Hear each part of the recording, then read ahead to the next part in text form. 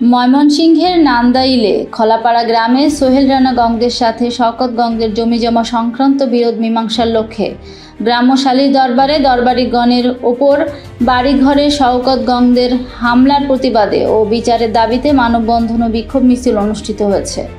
সোমবার ২৬শে মে বিকেল ৫ ঘটিকার সময় উলুহাটি শিমুলতলা বাজারে উক্ত মানববন্ধন ও বিক্ষোভ মিছিল অনুষ্ঠিত হয়।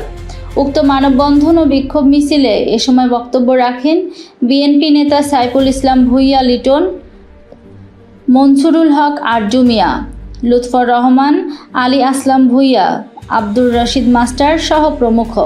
এ সময় উক্ত মানববন্ধন ও বিক্ষোভ মিছিলে এলাকার গণ্যমান্য ও রাজনৈতিক ব্যক্তিবর্গ সহ সর্বস্তরের মানুষ উপস্থিত ছিলেন।